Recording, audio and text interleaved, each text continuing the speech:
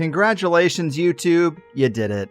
You wore me down and you sucked me back in. I have too many subscribers here just to walk away entirely, especially with no alternative that truly stacks up and so many copycat channels uploading my shows for me anyway. But we can't forget that THC's account here is on thin ice. And so the YouTube version of the show has to be prefaced with this little PSA, only to say that episodes that contain the kinds of themes that have been regularly banned on YouTube will not appear here. And even with that precaution, there's already enough in the archive to get us removed, so remember that the Fireside Chats could be banned or put in timeout again at any time. And I won't be able to tell you guys about it. So if you feel like it's been too long since you've heard from me here on this digital, dystopian, draconian, data mining monster of a police state seeking platform, your first step should be to check thehighersidechats.com for the latest shows. All right. Enjoy. Brace yourself, because you're about to dive into another free first-hour episode of the Fireside Chats, and we just want to let you know that whether you're looking for a companion through your paranoid insomnia, entertaining yourself through one of life's mundane activities, or trying to ward off the internal screams of all those sad, smothered souls around the office, THC is here. And you should know that every episode of the Fireside Chats has an entire second hour for Plus members. Sign up at thehighersidechats.com and you'll get years of Plus show archives, lifetime forum access, a special invite to Greg Carlwood's monthly joint sessions, MP3s of THC music, bonus episodes, tour videos, and 10% off t-shirts, grinders, and whatever else ends up in the Fireside store. It's $8 a month that you won't miss, so become a Plus member and treat yourself in these troubled times. Always action-packed and commercial-free, which means you'll unfortunately never hear my voice again.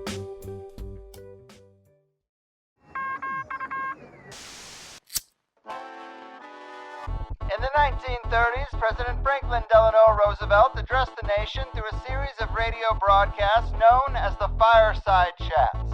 His aim was to reassure the common man that our society would recover from its troubled times. Well, we're far from 1930, and I deal with a different kind of fire. For a new era of worldly frustration, we offer a fresh conversation. I'm Greg Carlwood, and these are the Fireside Chats. All right, people, another day, another deep dive into the machinations of the big machine. From sunny San Diego, I'm Greg Carlwood, and if you ask me, it's getting harder to have an open-minded, non-political conversation or drill down into the nuances of nearly anything these days, whether it's viruses, vaccines, climate, or current events, because the propaganda of the political parties have bagged and tagged nearly every idea and ideological position and convinced the masses to shut themselves off from anything that smells of the world outside of their personal bubble. It's a dangerous place for the people to be when they stop talking to each other, but we will walk through the minefield as we do, because to me, conspiracy culture has always meant examining the unseen and secret plans of the Capstone Cabal, coordinating advantage for themselves, selling us on slogging through an unfair system as we grasp for the lost idea of the American dream, and going to great lengths to make sure the middle class and working poor are too busy arguing about abortion, religion, sports, racism, privilege, and the rest of it to work together on the things that matter most to the people at the top. So today we're going to re-examine the systematic attacks on the black community since the time of slavery, the socioeconomic roadblocks they've had to deal with, and the heavy hand of the criminal justice system in keeping the American caste system in place as best it can. To do that, we have here today sociologists Dr. Angela Hattery and Dr. Earl Smith, two PhD-level professors dedicated to educating people on these very things, winners of multiple awards and authors of several great books together with titles like Prisoner Re-Entry and Social Capital, The Long Road to Reintegration, African American Families Today, Myths and Realities, The Social Dynamics of Family Violence, Policing Black Bodies, How Black Lives Are Surveilled and How to Work for Change, and Gender, Power, and Violence, Responding to Sexual and Intimate Partner Violence in Society Today, just to name a few. They're two highly educated experts with over 30 years' experience that have gotten very comfortable with uncomfortable conversations, and I salute them for it. Smith and Hattery, welcome to the Higher Side. Thank you. Thanks for having us. Oh, well, thanks so much for doing this. I reached out after reading Policing Black Bodies and thought you covered a lot of ground that would be beneficial for us to talk about. And just so you guys have a little bit of context, I've always tried to make the Fireside Chats a very broad and non-political, quote-unquote, conspiracy show.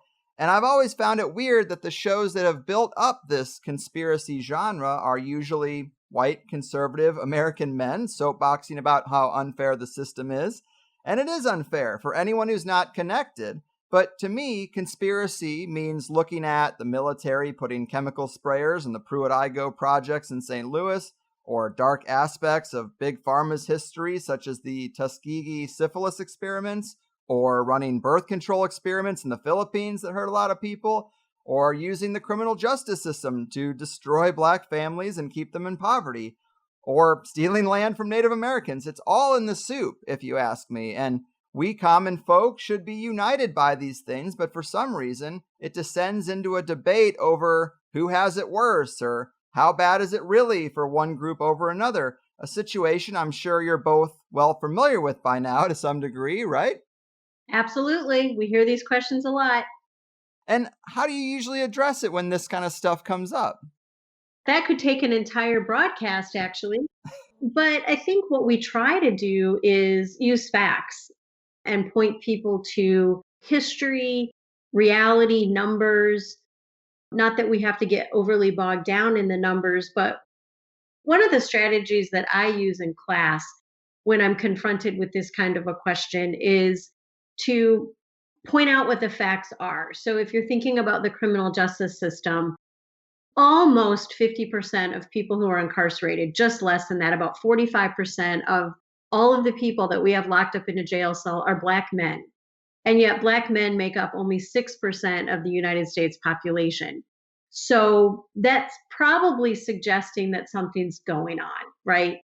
That if it were just, and people toss the word random around without really understanding statistics, but if it were just random, it wouldn't look that way, right? So asking people to think about disproportionality. Another strategy I use is to ask students if they can imagine a situation in which a statistic like that would be reversed. Can they imagine living in the United States and instead of Black men being almost 10 times more likely to be incarcerated than they are in the population, what would it look like if white men's incarceration rate were 10 times their membership in the population? Like, can you imagine that? And if you can't, then there's probably something going on. Those are just some of the strategies that I use. And I wanted to read a quote from Policing Black Bodies that I think most of our audience will appreciate, but you say, "We wrote this book to make people uncomfortable, to disrupt stereotypes about black bodies, and to debunk myths and poke at deeply held ideological beliefs, to expose the machine of racism. This book is meant to invoke discussion and controversy. Everyone who reads this book will likely find something they disagree with, and that's okay. What we hope to do is to get people thinking about the issues in ways that they haven't thought about them before, as systemic and deliberate." And I think that really nails it, in particular that ending. And I love a good raw conversation, but can you elaborate on the stereotypes and myths that you tend to face most often with this sort of material? Okay, so follow up on Professor Hattery's point about these Black men who are overly incarcerated, even though they are less than 10% in this general population. So we have in our larger society stereotypes about Black men, Black boys, Black teenagers, Black men. We have stereotypes about these folks that they're always up to something that's not legal. They're big, monstrous types. And if you don't watch out, they're going to get you. So when we lay out the argument that you just heard, we also have to talk about one of the chapters that we have in the book, exonerations. So what that tells us is that it all starts with the police, because these guys obviously are up to something. They did something, so we have to surveil them.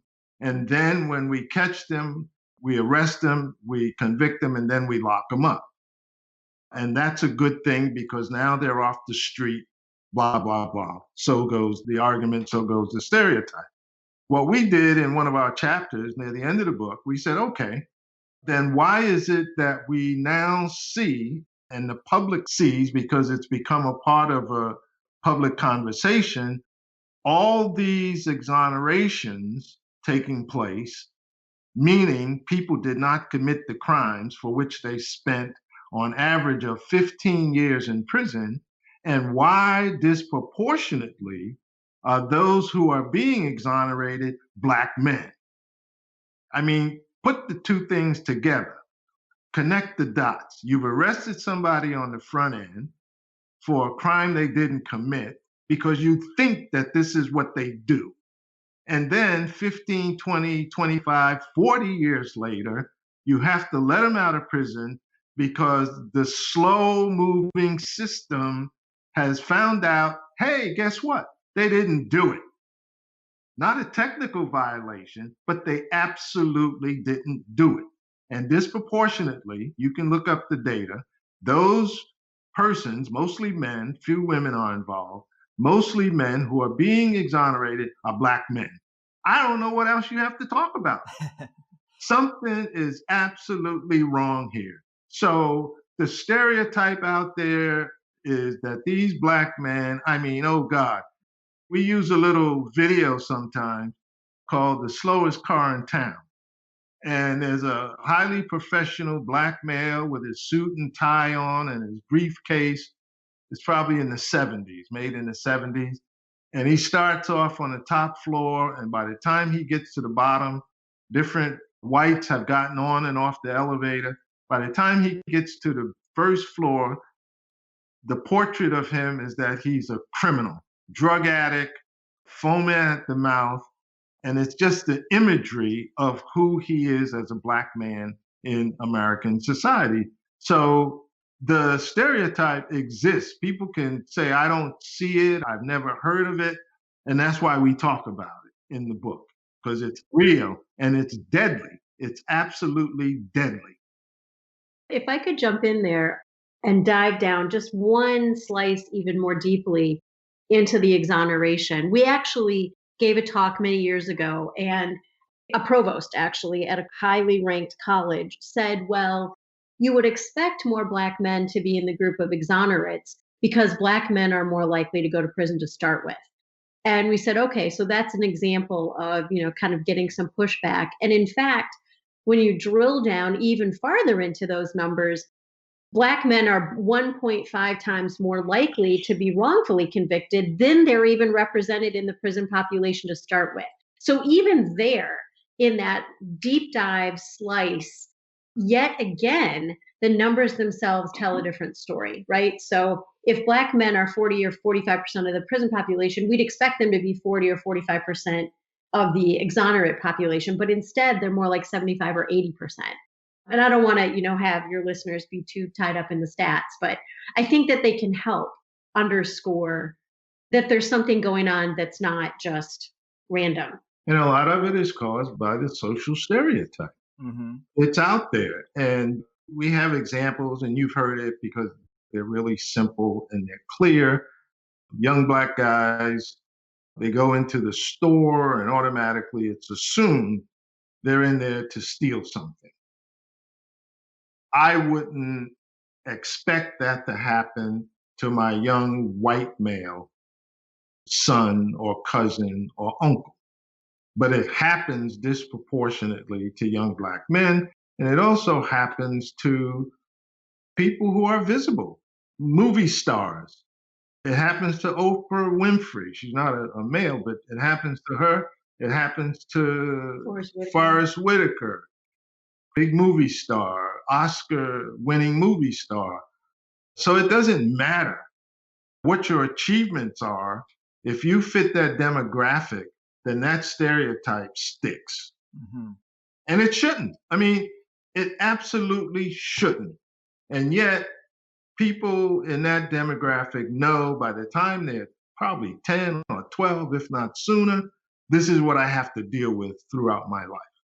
Yes, great points. And I'm reminded of a Dave Chappelle special recently where there was a tough-looking young black guy in the crowd, and he gives him shit for a minute, as a comedian should, but then he says, hey, be easy on this guy because he's under a tremendous amount of pressure to be perfect, you know, and it's not the same kind of pressure that other young people deal with. And young people aren't perfect. They're constantly making mistakes. So if you criminalize what is just misbehavior or criminalize typical coming of age lashing out, that's how you get into the, you know, school to prison pipeline situation. And it does start very young with this kind of bias. And I do like really creative ways to examine injustice. And I think exonerations is a great one. And another one is like, how did they get in the system in the first place? And it is through that school to prison pipeline a lot of the times. Yeah, absolutely. And I think for your listeners who may not spend as much time thinking about this as we do, which is probably a lot of them, I think even when we started looking at the school to prison pipeline, we were thinking of the pipeline from juvenile detention to adult prison, that once a young man or woman, but it's way disproportionately men of any race, once a young man is caught in the system of juvenile detention and is accumulating priors, that key word in sentencing, that they're then disproportionately likely to be sucked into the prison system. And when we started reading and paying attention more carefully to what you were just describing, which is the criminalization of misbehavior or mischief, it was pretty stunning to see that kids were being arrested, as we detail in the book, you know, the case of a kid just one county over from where we were living at the time, who was arrested and handcuffed and put in the backseat of a police cruiser for taking a 65-cent carton of milk off the lunch line. It's just absurd. And you might say, okay, well, that was rare, but it's really not that rare. There are tons and tons of cases of kids being arrested in schools for things like that. There's another case of a kid who took some chicken nuggets. And usually when you dig down into the story, it's not even took. And so I want to make sure that the listener isn't sort of falsely lulled into thinking, well, yes, that kid took the 65-cent carton of milk. They should pay for that. You know, in this case, the kid was on free and reduced lunch. The kid was entitled to a carton of milk for free. You know, one of the chicken nugget cases, the kid claims that he was hungry, that his buddy had a lunch plan and gave him chicken nuggets off his tray. And so, like, first of all, there's nothing that the child, and I want to emphasize these are children, there's nothing the child did that was even wrong. And even if they did take a carton of milk, I mean, when I was a kid growing up, something like that probably didn't even make it home. Maybe if you were a sort of serial poacher of the carton of milk, someone would call your mom, hopefully not your dad in my case. He was harder, but you know, somebody might call your mom and say, you know, what's going on? But more likely than not, it would have meant you had to stay after school and bang some erasers, you know, on the brick wall on the playground or something like that. And so this idea that we have criminalized the most ridiculousness, it's devastating to Black families, because when that happens, those kids often do end up in juvenile detention, or if not, as some other folks have documented, 50% of Black children have some touch with the foster care and child protective services, child welfare system. And if they get touched, that doesn't necessarily mean they go into foster care, but if they're touched by that system, then if they steal the 65-cent carton of milk, they're definitely going to juvenile detention. And now they are in the system. And so that sort of first point of contact, it's hard to overstate how important that is in completely ruining someone's life. That those systems, they're just nearly impossible to get out of. So they have devastating consequences. Yes. Great points. And I went to private school for most of my life until I got kicked out and had to go to public school. And when I saw there was a cop walking the halls, I was definitely shocked. I was like, I don't know if this is appropriate, but I agree. It's going to affect Black kids even worse. But this is an interesting one. So when I've tried to do shows like this in the past, I've actually gotten feedback from Black guys that say, we don't need your liberal coddling. It's insulting, and it puts us in a position of inferiority to you to even insinuate that we need your help or that we need this stoner white boy to do a show about Black people. You know, it's like damned if you do, damned if you don't. And I'm sure you've heard this from people with these sorts of opinions. How do you typically respond to that? I mean, Earl doesn't have to deal with it the same way I might, but I am curious, when you face that, what do you say? It's a great question. I get it all the time. You know, what does a white person know about policing Black bodies? And one of the ways that I respond to that is I don't know what it feels like. I can't know what it feels like because I'm not Black. But I have learned that you have to sort of walk the walk, not just talk the talk. And so you have to really listen, and you have to really demonstrate that you've thought about the issues carefully and systematically. And also, I think, as a white person, it's about centering the voices of Black people. So this isn't my opinion.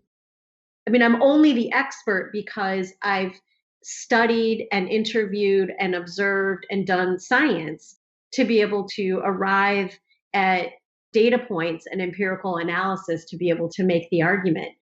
You know, I think it's a fair critique. I think white people need to hear that critique and be okay getting it and still get back in the ring to do the work. But I'm going to toss that to Dr. Smith. Well, I mean, I would argue that I've had to do the same thing. Study, research, spend time in one classroom after another classroom, after another year, after another year. I mean, it takes a long time to pick up bachelor's degrees, master's degrees, a ridiculously long time to pick up a PhD degree. So just being of the demographic doesn't make you an expert on the topic.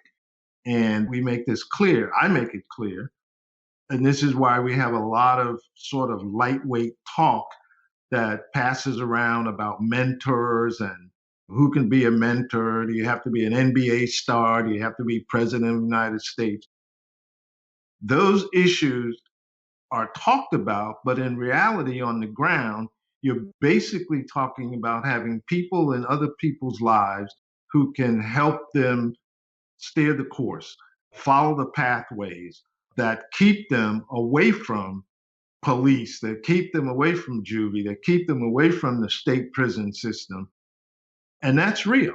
And there are real issues in and around the quote unquote Black community that need to be addressed. And I'm glad that you brought this up. Nobody needs anybody telling them anything, but what people often need is a little good advice. Yes. And I would argue that that advice can come from anybody who's not trying to harm you. We don't need snake oil salespeople selling people down the drain, but we sure need people to keep relaying the message that there's nothing wrong with graduating from high school, that there's nothing wrong with, and this is going to inflame some folks, so get ready, there's nothing wrong with not making babies, okay, at 14 or 15 years of age, because our data shows that you need to be well equipped and prepared to take care of those babies, especially in a society where the social safety net is shrinking and disappearing, as you mentioned in your introduction, the disappearance of the American dream. So we do need people inside of these communities, working with young people, keeping them on the straight and narrow. As far as I'm concerned, as far as we're concerned, I don't care. They can be from the Philippines, they can be from wherever, as long as they are not looking to harm folks. I'm going to stay away from the baby conversation. But yeah, well, it's a difficult one, but it's a real conversation. But what I will say is one of the things I find really enlightening about teaching the book, Policing Black Bodies, in a class, in a diverse class of students, is remembering that for the most part, we're all educated in the same system. So when we talk about the history of sort of how we got here, and we talk about the Constitution, and we talk about all of the early forms of policing Black bodies, the Black students are as surprised as the white students because that's not really taught anywhere. A lot of students of every race tell me, yeah, I sort of heard about Black history in school was from Harriet Tubman to Martin Luther King. And that's kind of it, the highlights. And so I think it's also instructive to remember that with very few exceptions, we all came through the same system, which does not teach the kind of stuff that's important to understand these topics, regardless of who your identity is. Mm-hmm. I was teaching a course last semester with a lot of women from various parts of the world. Northern Africa, Ecuador, China, Bahamas. I don't know. It was just an unusual mix of primarily women who came here from someplace else. There were a couple of African American women in the class as well who were born here. And this was a class looking at various race and ethnic groups, the sort of race and ethnicity 101. Who came over on the Mayflower, who came through Ellis Island, which groups used various methodologies of upward mobility to enhance their situation socially, economically, politically. And after 2 or 3 classes, this young African American woman pulls me aside and she says, "Oh my gosh, I never learned about these things." And I mean, she was on it. I don't think she missed, and we got interrupted with COVID-19 when they closed all the schools.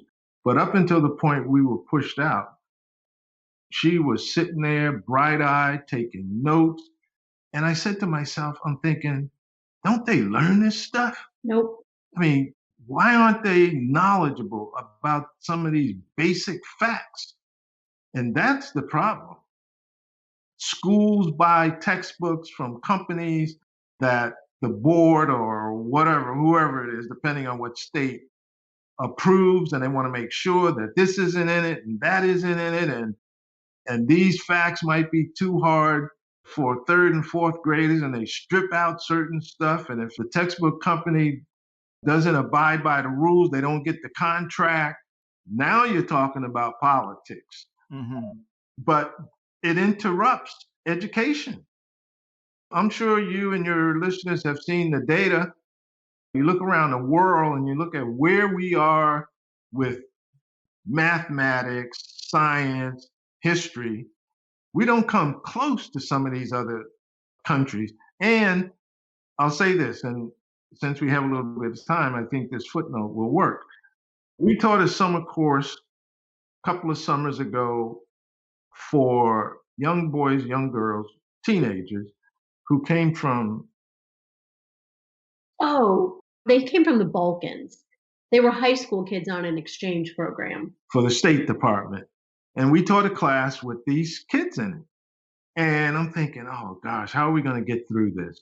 And we took them through some of the stuff we're talking about now. And we may have shown a clip from Roots, the first iteration of Roots, which we ended up buying the complete DVD set for one of their teachers to take back to the Balkans because they didn't have access to it. My point is, those young, I'll just call them young people were so up on U.S. social history, it was mind-boggling. I mean, I'm telling you, can you remember they ran circles. Yeah, I mean, we taught on the 4th of July. So we asked the American students to talk about the history of the 4th of July, and it took about 5 minutes. And we asked each of these kids to talk about the history of the independence in their countries. And they went on and on for, a half an hour citing things that had happened in the 15 and 1600s. And they just really ran circles around the American kids. It was kind of unbelievable. Pathetic. It was absolutely unbelievable. This is what we're up against. And so when people say, well, I don't believe that, or this is fake news, I mean, these numbers of deaths from COVID are not fake news. And yet, if you can stand it night after night, watching the news, the numbers are deadly. And then there'll always be a clip of some people in the parking lot somewhere coming out of a store and say, I don't believe it. I want my freedom. Why should I put on the mask? Right. Well, it's tough to know what to believe these days because there are so many people who have an agenda behind the information they're putting out. There's moneyed interests involved that have been here for a long time. And it's like, man, maybe we should have restored some faith in our institutions before we had a crisis situation, because that's where we are now. And it's just chaos. But we are really cruising along here. And I wanted to dive into, if we could, a little bit of the deep history here, because Earl, I've heard you in a previous interview say that there's always this debate, is it race or is it class? And it's actually just both. It shouldn't be difficult to say that there are both. There are things that keep poor people poor, and there are things that keep Black people poor, and sometimes they overlap. There is definitely a Venn diagram there of a huge place in the middle that a lot of people fall into. And so if we're going to talk about the history, obviously we know a bit about slavery, but we hear terms like Jim Crow or Black Codes, and I'm not sure everyone really knows what those terms mean. We see ghettos and inner cities today, and people still have the thought of, well, why can't Black communities just get it together? Slavery was a long time ago. But there are a lot of institutionalized socioeconomic disadvantages when it comes to things like bank loans, ownership of property, education, as you said, and aggressive policing, of course. But when it comes to some of these less obvious mechanisms that work to keep Black communities poor, what are some of these factors and aspects of history that you think are important to highlight that are pretty unknown? Well, the race-class issue is very important because it plays out differently for different racial and ethnic groups. We recognize in the US Census 5 or 6 quote unquote races and 1 or 2 ethnic groups who also have a quote race. And as we explain all the time, these things are not fixed. They change. And in fact, if you follow the debate coming up to the next census, there was this attempt to put in another category called... It's MENA, and it did go in 2020. But it's out now. Oh, okay. Middle Eastern, North North Africa. Africa, acronym MENA. The last thing I saw about a week ago was the census pulled it back out. And so those kinds of structural issues show us that race and ethnicity is kind of fluid. It changes, and it has changed over time. So when you have a race-class debate, it's unfortunate that it's always an either-or debate. We don't see it that way. It has to be connected because they're intertwined. So a young white male just graduated from college, just got a job, this is hypothetical, he's going to go off and make his way into the world. To do that, you got to have money. And you got to have money to pay the rent. You got to have money to put first month rent, month of security, the utility companies that give you water and lights and electricity and, of course, cable. When you look at that bill, it is huge for somebody just getting off the ground. Now, we know for the same work, you take 2 people, 1 white, 1 Black, and we could put in different racial, ethnic groups, but I'll just keep it white and Black. We know for the same job, it's clear, even in our business and academia, the white person is going to be paid more. And so you ask the question, why? Why is that? What is the tax that's being levied here? Why are we paying the white person more? And, it depends on who you're talking to and where this is taking place, but you'll get this, well, that's just the way it is. So something is happening right from the jump. So now these persons who are starting off, making their way into the world, there's various handicaps. There's a price to be paid for being Black. Later on, you might want to buy a house. Now you have to have 20%, 30% for the down payment. You got to do this through the bank. Most people don't have that kind of money where they can just go and buy a house. The bank's going to ask you all kinds of credit, and a lot of those questions are tied up in history. Mm-hmm. Well, for sure. I mean, I think that let's just stick with the example of buying a house, because I think it's one of the most It's the most important thing that we do. It's also one of the most illustrative of the kind of the inequalities that started hundreds of years ago, right? So if we just go back hundreds of years, white people could buy property, including other people, and they could use that property to leverage more property and more loans, right? And so we talk about examples like John Brown, who founded Brown University, was a shipbuilder, and he also owned people. He was a slaveholder, and he could not only use those enslaved people to build the ships for free, but he could also use those enslaved people as collateral to get more loans to build his business. So now John Brown he did. And John Brown is super wealthy, right? And John Brown was probably very smart, and he probably worked really hard. But part of the way that he amassed all that wealth was by owning other people who couldn't in turn own anything at all, right? And all of that wealth, the part that he holds on to, which we all try to hold on to some, right, gets passed down intergenerationally. And so when we think about the fact that, even low income poor white people still have 10 times more wealth than low income poor Black people, the linchpin to most of that is owning a home or owning part of a home. Even if it's a double wide trailer in a rural community that's isolated and poor, there's still some equity in that can be leveraged to pay some college tuition or help a kid buy their own home or pay bail when you get arrested. And when we begin to disentangle all of that, it doesn't mean that poor white people aren't disadvantaged. This is where the race and class factor comes together. Right. Let me add here, fast forward from back then to now, 2019, Newsday. I don't know if Newsday is circulated as far as San Diego, but Newsday is a Long Island, New York newspaper. Newsday did the classic experiment using testers to see if the housing market in Long Island, New York was open to everybody. And guess what? That test is people have been doing it since the passage of the 1964 Civil Rights Act.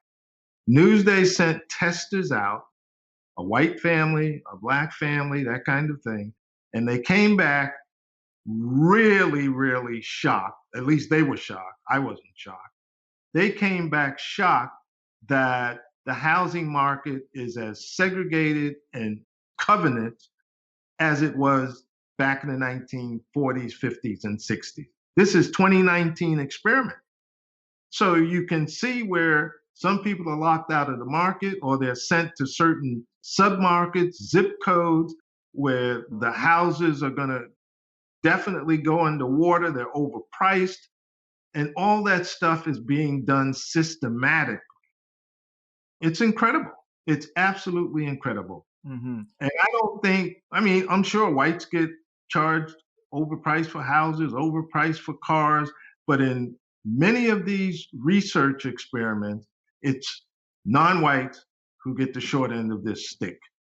Yes, I understand. And to me, one of the major problems is that poor white people have been conditioned to identify more with the Rockefellers or the Morgans than their fellow struggling Black counterparts. And by the same token, They're white. We have an ideology in this country that says if you're white, you're better than everybody else. Now, people will say, oh, no, we're all equal in that. With this COVID and all this mess that's going on with COVID and telling people whether we should send our kids back to school or not, there is now front page stories this week where white parents are coming into quote unquote pods so that their kids can be taught by private tutors, quote unquote teachers, and have made it clear that essential workers, that's a code word, essential workers, kids will not be allowed into their pods. You hear me? Mm-hmm. Now, these are the people who brought you that pizza that you needed, that Chinese meal for your family because you didn't want to get COVID. These are the people who did that, essential workers. But now their kids will not be allowed into these pod circles that are growing up all over the country, especially in suburbs. I don't know if it's reached California yet, but it's definitely here on the East Coast. And this is where the legacy of all these other systems like chattel slavery, I mean, think how deep it is that I have to tell you that the third president of the United States owned people. Not all of them did. Well, he did because he's more famous than so many others. George Washington. Jefferson was unfreaking believable. He owned people. He reneged on promises that he made to that woman he raped and gave 4 or 5 kids with. And yet, you lay that out in class, and I can tell you the dean or somebody else will be calling you up because you can't lay out that kind of truth. That's deep truth. Well, that's the kind of stuff that we like to talk about around here, the raw stuff. What are we talking about? Yes. And so something I also just sort of learned about in recent years is that there are unknown aspects of history where Black communities did thrive. They used to call Washington, D.C. Chocolate City. There was a thriving Black community in New York that the elite leveled so they could have Central Park, Seneca Village. And there was a Black Wall Street in Tulsa, Oklahoma, which was dismantled after the Tulsa race massacre. What can be said about these situations where Black communities did, quote unquote, pull themselves up by their bootstraps, so to speak, only to be kicked back down to the bottom rung of the ladder? For those people who say, why can't they get it together? Slavery was a long time ago. Well, here are some examples where they did. And then it was like, nope, got to knock you back down.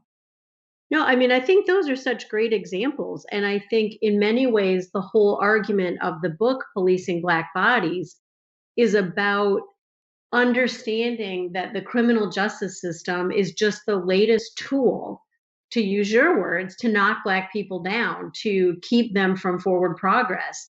You know, if you look at, and you mentioned several examples of these historical facts, whether it's the Black Codes or Jim Crow, those systems came in place when suddenly Black people were starting to get more freedom, right? So the first is emancipation. So suddenly you have 4 million Black people who are free. That's pretty scary to white people who were like, oh my gosh, right? What's going to happen? And not only afraid physically, but I think fairly, they were afraid. They knew that Black people were hard workers because they'd been extracting their labor for hundreds of years, right? And so they were afraid, like, wow, if they get a little bit of freedom, what's going to happen to me? What's going to happen next? And I think that that was especially profound.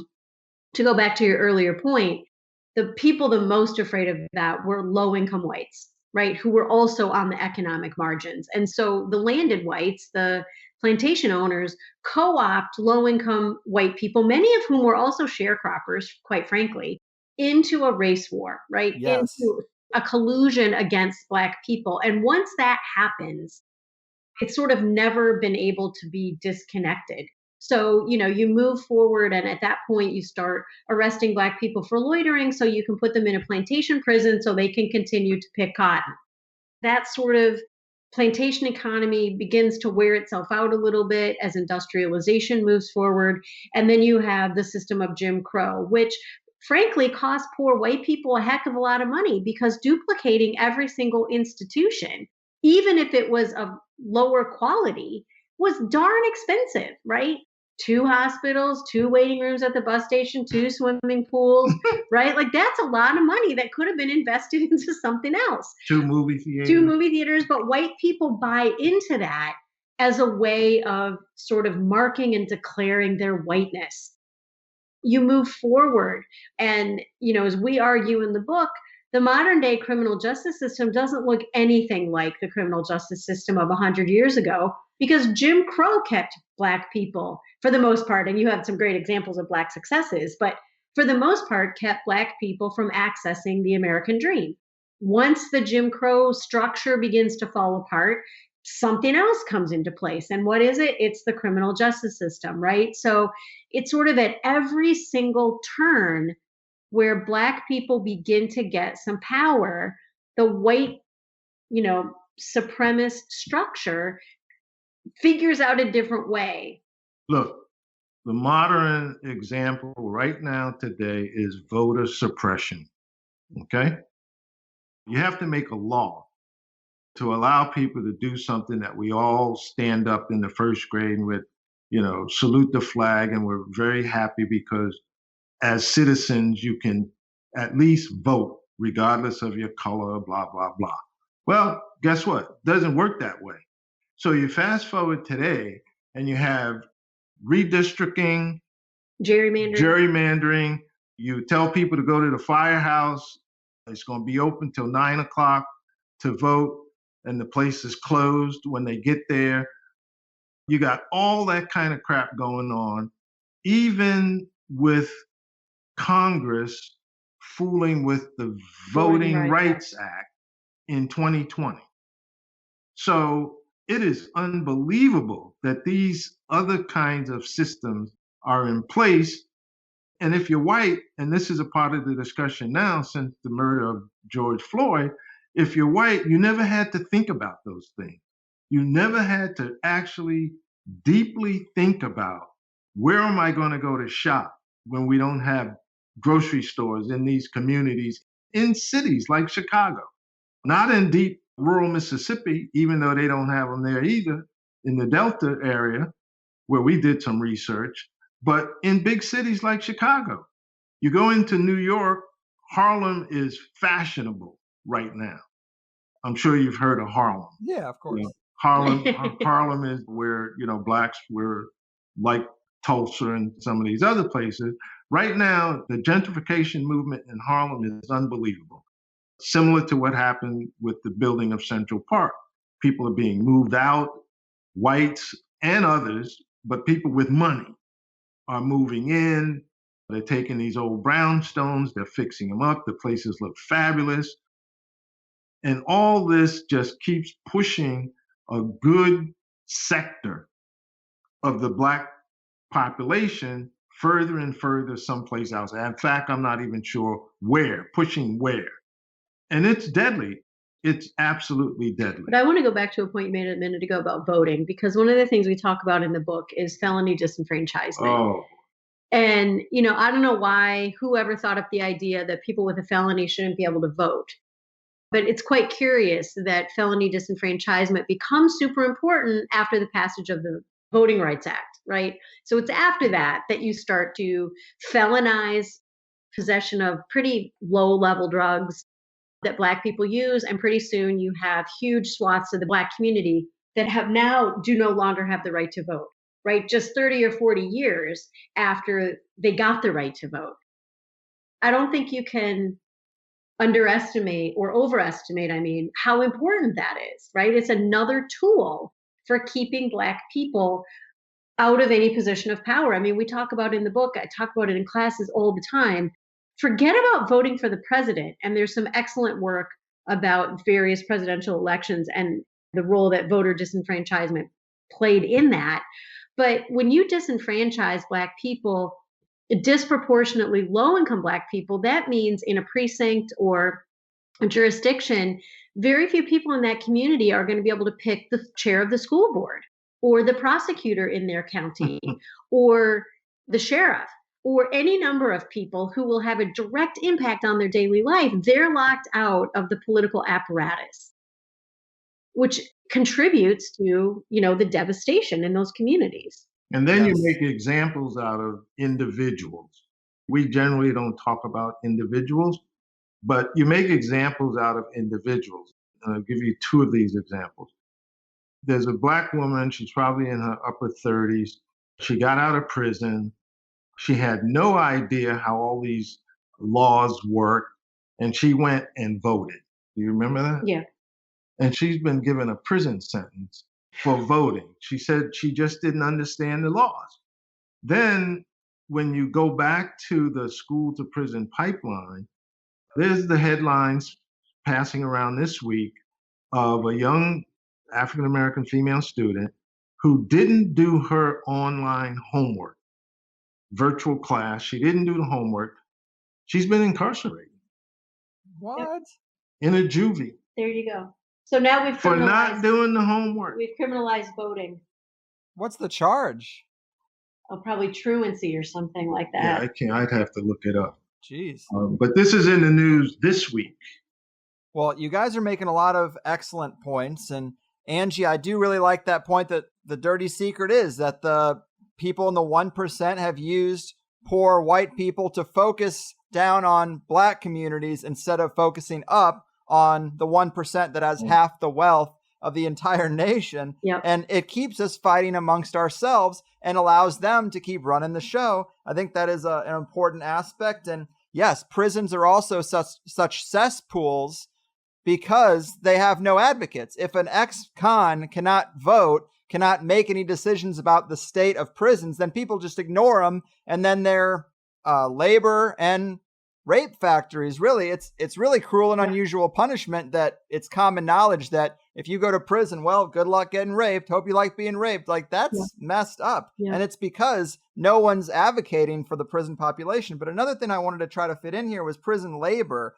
And I think we're aware of prison labor, but it gets pretty gross when you examine the details. You write about plantation prisons that popped up after the Civil War, that even in the 13th Amendment, it has a loophole where it says, we're abolishing slavery and involuntary servitude, except as a punishment for a crime. So what do? To quote your book, there were laws that allowed the police to arrest black men for status offenses like loitering and incarcerate them specifically at plantation prisons during planting and harvesting seasons when the demand for this free black labor increased dramatically. These same men were released conveniently after the planting or harvesting season ended, their labor extracted at no cost because the state no longer wanted to pay to house and feed them. And that is just one aspect. But can you talk to us about how this soft slavery continued well on after the Civil War, and prison labor is still going on today? Well, we have a beautiful example here. We put together a course. We taught at a very private, elite liberal arts college for a long time. And we put together a course in the summer specifically to fight the notion that students need to go overseas, study abroad to learn something about culture. And we put together a course saying, darn it, you need to learn something about what's going on in the United States. And so we put together this course called Social Stratification in the South. And people can Google it and they'll see social stratification in the Deep South. If they Google it, you'll see articles written about the course. It's a unique course with full credit for the students who took the course. We got on a bus and we went into the Deep South. We had white students, black students, Puerto Rican students, Chinese students, a real mix of students, men and women. And I'm gonna tell you something.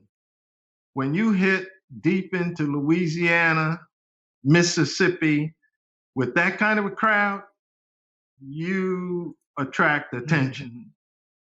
So we taught this course like 4 times. But the point is, one part of that course was to look at plantation prisons.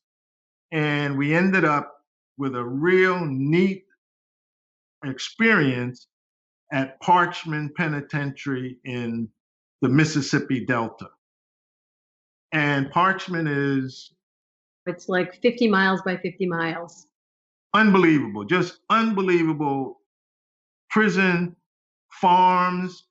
And over the course of the 4 times we taught it, every other year, they moved into the business of catfish farms. And if you know, catfish farms were lucrative throughout Mississippi. And once the prison took up catfish farming, and we write about this in a paper we published, the private businesses went under. because they couldn't compete with free labor. In walking around the town that surrounds the prison, we could see prisoners in striped uniforms, the various uniforms that said something about their status. We could see prisoners working in town, doing everything from cutting grass to carpentry, painting in these little towns surrounding the prison. The prison labor system is unbelievable. So I want to give a couple of other examples that I think are really important for your listeners. We actually have no problem with inmates working. Yeah. We think that inmate work, as opposed to labor, is really important. You know, we've spent time in prisons, something that's not in the book, but our next upcoming book, which we'd love to talk to you about, you know, when it finally comes out in another year or two, is on solitary confinement. And we spent 3 summers doing interviews and ethnography in solitary. Literally, we were in solitary confinement units in a state prison system. We're in favor of inmates having opportunities to work. Many of them want to work. It gives you something to do. You can learn some skills. For some folks, those skills will even translate into a job after they get released. Certainly not at Parchman, but in many prison systems, they earn something, you know, which allows them to buy some commissary items or, you know, pay off a little bit of a finer fee. Buy water. So what we have a problem with is the extraction of that labor for no value. So the example that Earl was starting to give about the bottled water. So we know someone in a prison system in New York who sews sweatshirts. He works in a sweatshirt shop and he makes 33 cents an hour in the sweatshirt shop. A bottle of water in the commissary is still $1, just like it would be at Giant or Safeway or Publix or any local market. So he has to work 3 hours to earn enough money to buy 1 bottle of water. That's what we have a problem with. But he has to buy the water. Because the water in the cell is dirty and gross. You can't drink it. Right. So that's what we have a problem with, is that, you know, we would challenge your listeners to think, would I be willing to, at a $10 an hour job, work 3 hours to buy a $30 bottle of water? That would be absurd, right? The fact that, you know, we detail in the book and in a classroom, and again, encourage your listeners, if you... Prison industry. Yeah, if prison industries, and especially the states system, you know, we can only speak about the states that we've looked at, but most states function this way, that if you're a state agency, you have to buy furniture and cleaning supplies from the local state prison industry system. So in Virginia, it's called Virginia Correctional Enterprises, VCE for short. And we talk about in the book being new to the university, and you go through training about how, you know, you have to learn to buy furniture and all that stuff that you would have to do in a job. And if you don't think about, you just say, oh, we buy the furniture from VCE. If you don't dig underneath that, you probably don't even realize you're buying it from a prison system. So we decided to investigate a little bit of Virginia Correctional Enterprises. We sat in the library at this particular university and opened up the catalog for furniture that you can buy from Virginia Correctional Enterprises. And we could literally see the very chairs that we were sitting in. And the chairs retailed for $600 a piece. Someone working in the free market making furniture would make around between $18 and $22 an hour. Inmates make 54 cents an hour. And so they're not paid, you know, they have to work, 2 hours to get a bottle of water, but the chair still retails at $600, right? It's not like it retails for 1,000% less just because you didn't pay the laborer an equivalent wage, right? So you work in a state organization. Students love these stories because we go look at your dorm room furniture. Google your dorm room furniture, and you'll figure out that someone was paid 54 cents an hour to make that furniture, and the university had to pay the same that they would pay at IKEA, right? That's what we have a problem with. Yeah. Industries making tons of money off mostly Black people's free labor, right? Right. And there is an old phrase, something to the degree of a child who doesn't feel included in the village will burn it down just to feel its warmth.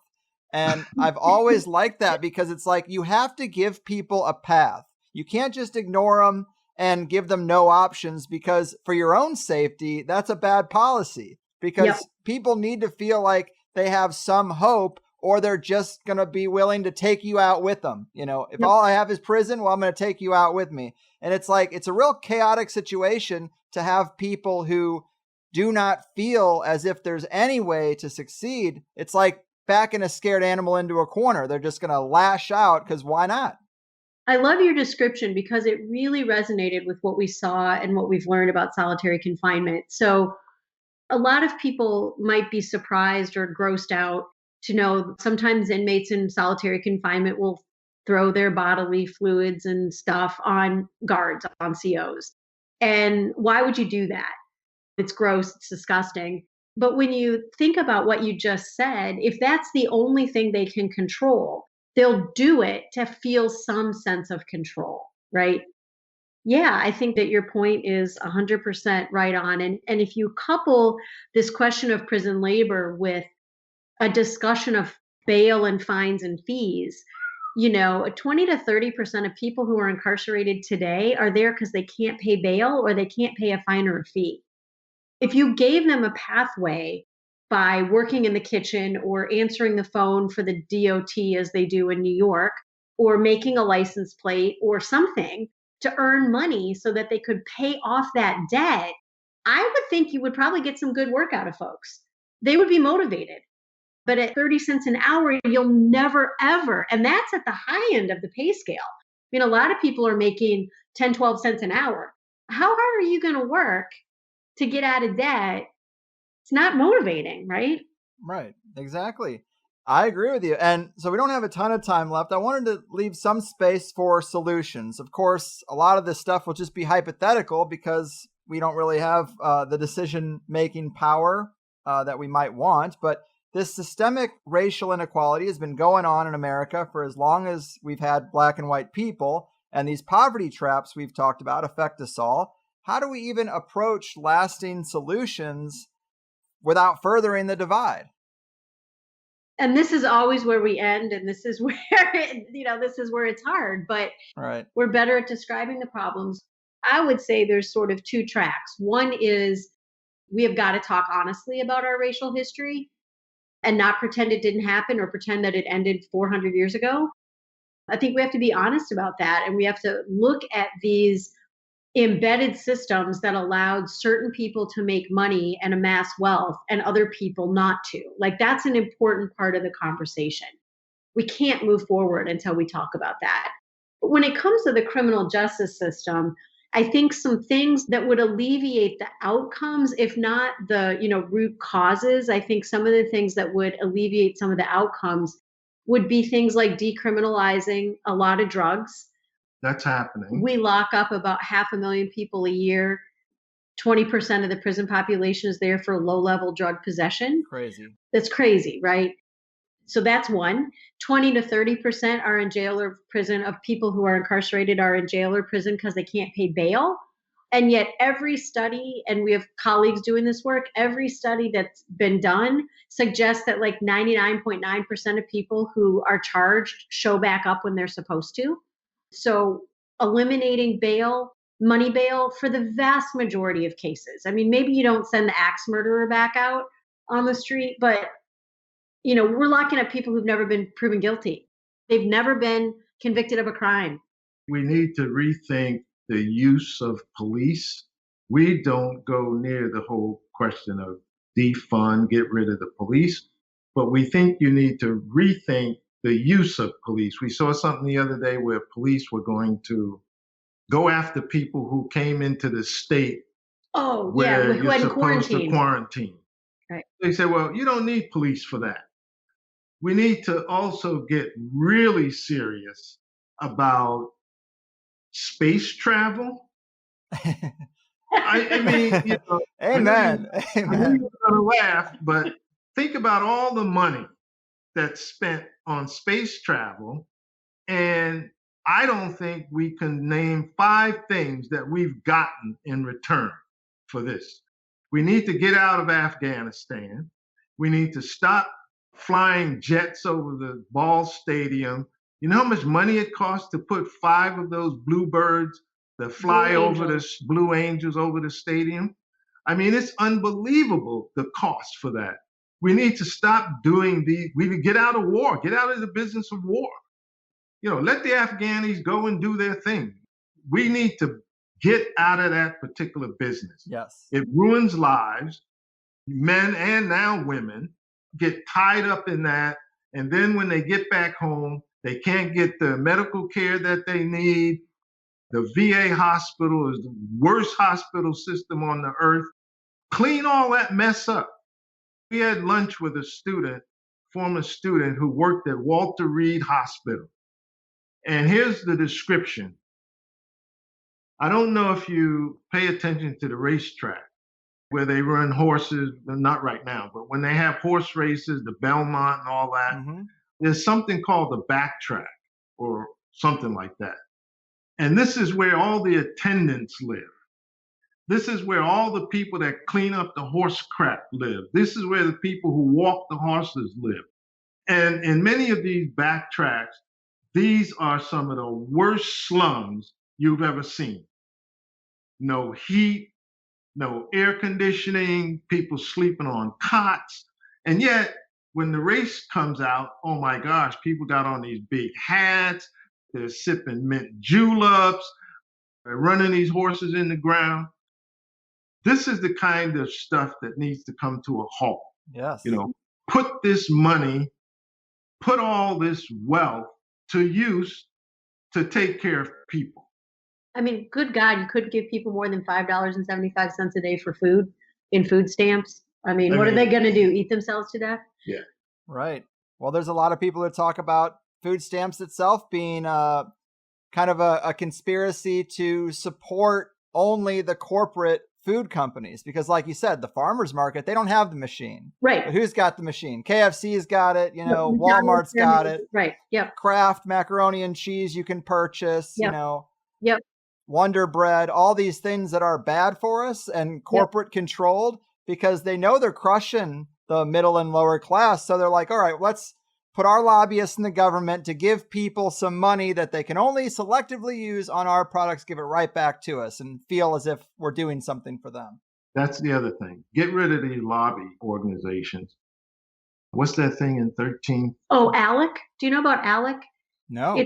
ALEC is it's like a super lobby group that pulls together, it's an organization of politicians and corporations. And some corporations that Walmart recently left ALEC, but lots of corporations are in ALEC and they write bills for politicians. Yep, they write them. They write the bills. And so the bill might be something like, a lot of Second Amendment bills come out of ALEC because there's a lot of money made in selling ammunition, for example. Yeah, you got to check out ALEC, and your listeners should check it out because they literally write the bills that politicians bring to the floor, and they do it at both the national level and also at the state level. It's a really fascinating way in which you're propping up these businesses through this legislative system that appears to be free and equal to all of us, but clearly isn't. Right. Man, it is a tangled web of corruption out there, and it's hard to unravel it all. Some solutions that you mentioned in the book that I liked, well, of course, you say we should pass laws that prohibit making money off policing. There should be no finances involved at all, because obviously that's where you get corruption and you incentivize putting more people in jail and ticketing more people. You can't do that because it's going to get slanted and it's going to get out of control as it is. You've also talked about dismantling the private prison system. Definitely pro on that. And all felony disenfranchisement laws need to be immediately repealed. And this one was pretty creative. You say attorneys should be required to hold malpractice insurance, and those wrongfully convicted should have the right to sue for damages. I really like that. I've actually thought that police officers should have a form of malpractice insurance. If you're killing a bunch of people, you're going to get priced out. It doesn't matter what the police union wants to protect. Doesn't matter what the police chief wants to protect. If you get insurance, a third-party insurance company involved who only cares about those numbers, you will be priced out. And we can reward the good officers who will make a living wage because they've done the right thing. So I like that idea, but I've never heard it applied to attorneys. That's creative. I like your idea of police officers. But prosecutors are never held accountable for anything. And there needs to be a way to hold these prosecutors accountable, especially the ones that hide evidence, cheat, lie, set up these phony grand juries. Take the secrecy out of the grand jury process. What's the big deal? We want to know how these people see what they've been asked to look at, but we never know. Stop the killology training of the police. Take them out of the combat boots, take away the long rifles, take away the, cargo pants, and just have them serve and protect. They're not soldiers. Look, we see the soldiers in Portland in terms of what's happening there. And many, many, many police forces, including Ferguson, show up as if they're in Iraq or somewhere. Yes. And I know we're running out of time, but just thinking about, like mentioned a little bit ago, we spent time doing research in solitary confinement units in a huge prison system in a rural state that has suffered a lot of economic downturn. And if you live in one of those states, and Rust Belt states are an example of those states, Ohio, Pennsylvania, parts of New York, a coal mine or a steel mill shuts and you build a prison, what kind of economic development is that? And what does that say about our country? That we think that that's the way that we should lift people out of poverty, is to build a prison, lock some of them up, and make the rest of them the keepers of the gate. And no other country does that. And all these wardens have gone to Norway, Switzerland, and they get on TV and they say, oh my gosh, they treat people in prison in these places like human beings. They want them to be better people when they get out, when they're released. Right. There hasn't been, and this has been going on for a long time now, there hasn't been one thing that we can see, that has been brought back from those visitations and implied here in the United States. Not one. Right. Getting sent to prison is just devastating for a person, and there's just no path back in America. Very sad. There is none. Pelican Bay, out where you are, closed their solitary units, quote unquote, on paper, and renamed those cells something else. Administrative segregation. And they're still solitary cells. It's that kind of nonsense that's going on. Mm-hmm. Man, well, so many problems, so little time, but I do think we covered a lot of ground. Definitely glad we could highlight aspects of our racial history that don't get into the conversation as often as they should. I'm glad we could talk about poverty traps that people of all races can get stuck in and can unite around trying to improve. And I commend you guys for focusing on something that is so raw. Before we go, do remind the people of your work that you've done together, the website, and anywhere else that they should follow up to dive deeper into your work. Yeah, that would be great. I think the best is to go to our website, which is www.smithandhattery.com. So it's SMITHANDHATTERY.com. We have a blog that's pretty active. We have see all of the books that we have. You can arrange if you want to invite us to speak on a program like this. So we're really grateful for the opportunity. And yeah, thank you very much for the exposure and the conversation. It's been really awesome. Yeah. Beautiful. Thank you. Thank you very much. And thank you guys. I appreciate the time, and all your credentials are very impressive for little old me, and a lot of good information. Do take care and keep fighting the good fight. Thanks. Same to you. You too. Take good care. All right. Smith and Hattery for the win. I thought that was a real enjoyable conversation. I appreciate their approach of, hey, let's just talk about this. It's raw, it's uncomfortable. We will have some differences of opinion, but a lot of this stuff does just need to be talked about. I like that. If we keep letting things go unattended, then we don't do anything to fix them. That said, I'm sure there will be listeners who saw this episode pop up and they think, it's going to be a bit overkill given that we just had Angela J. Davis here talking about very similar things. I get that, but I did it for a couple of reasons. One, when I want to cover a subject, sometimes I send out several emails and I might hear back from just one person. And that was the case here. But then Dr. Hattery ended up getting back to me a few weeks later. And I thought, I still want to do this because when I talked to Angela J. Davis, she was pretty clear that she just wanted to keep the conversation on the criminal justice system. And prosecutors, of course, and rightfully so. It is her expertise. I understand that. But I felt like we left a lot of socioeconomic and structural elements that really needed to be folded in off the table. And I feel better now about covering the full picture, or at least a more complete picture. Because I think Smith and Hattery are pretty strong when it comes to talking about those other elements that make American life more challenging for some of us, especially in the history, which is really what I wanted to focus on. Because I'm personally a lot less interested in a deep and thorough conversation about ethnic categories and their fluidity, or I guess race philosophy, because I just don't really know what to do with that. But there are real practical things that the system has done to Black communities that are pretty shocking. I mentioned some of them in my intro. And of course, we all know about a situation like Waco, but what if it was an attack that only hit a Black community? Would you know?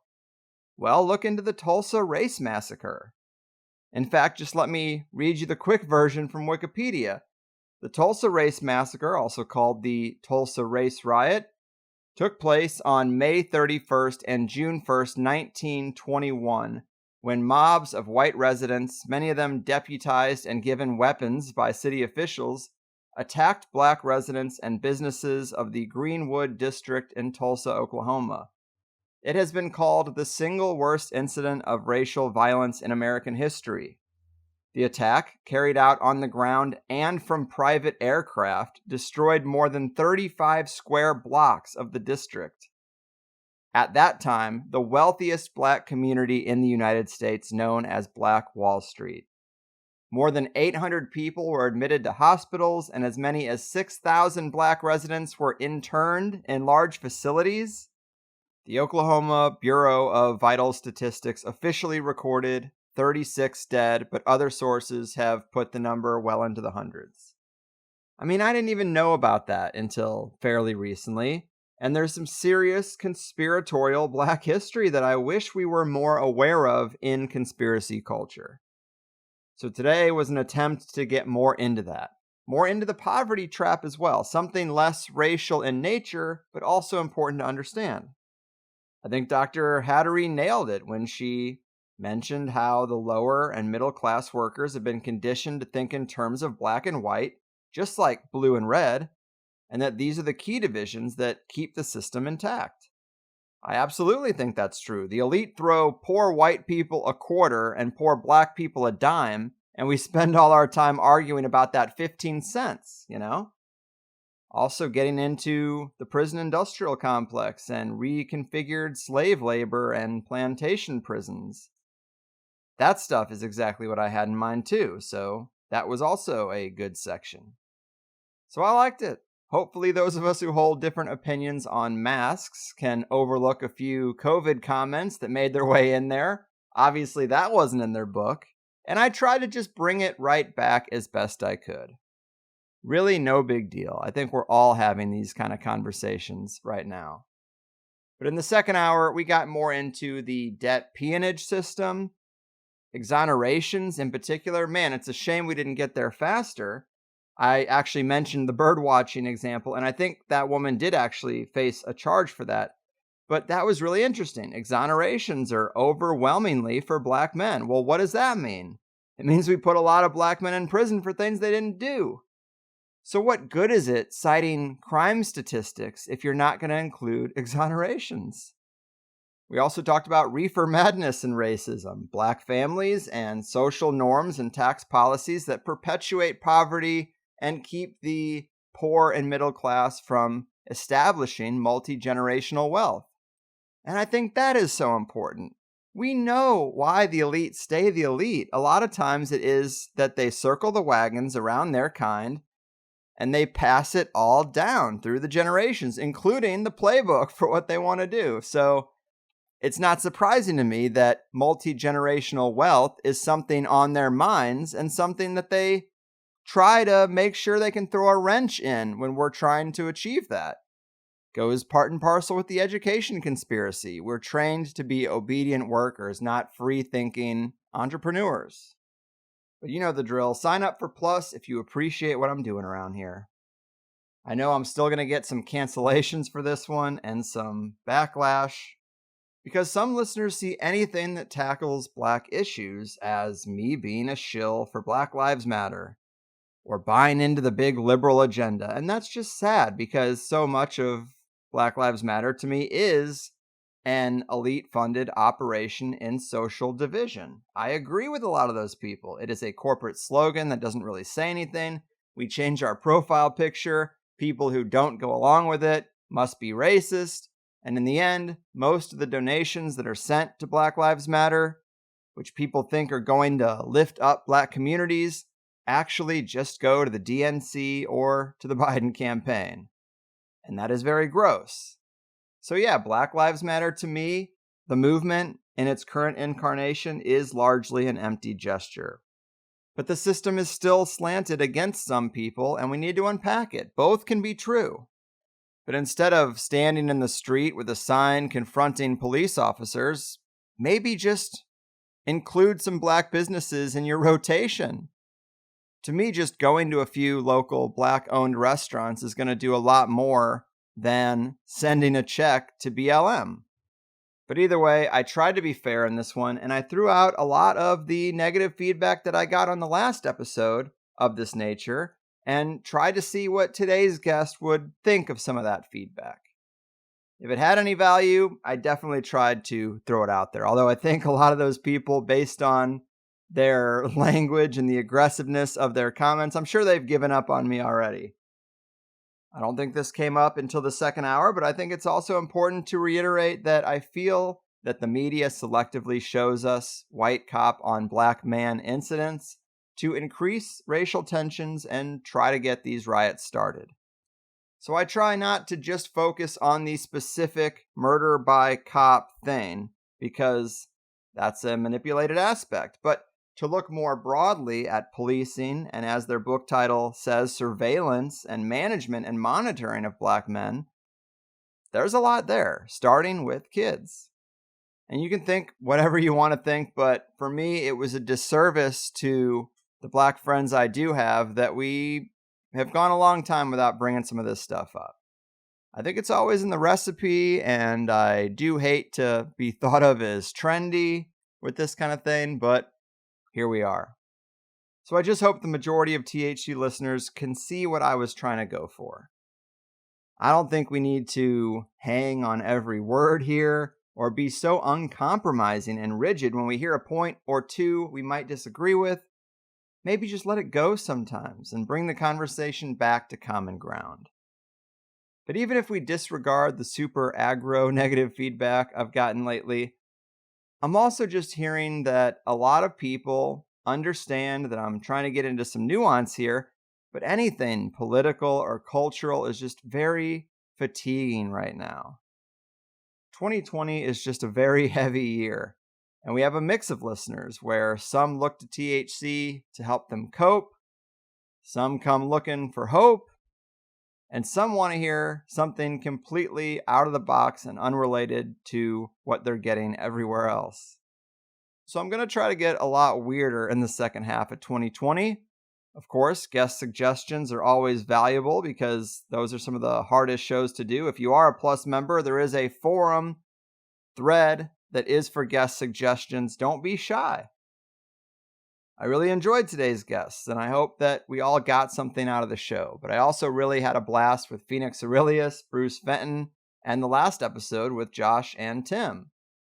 In fact, our next guest is or was supposed to be Chris Knowles, but the East Coast is getting hit by a hurricane right now, and he hasn't had power for like 3 days now.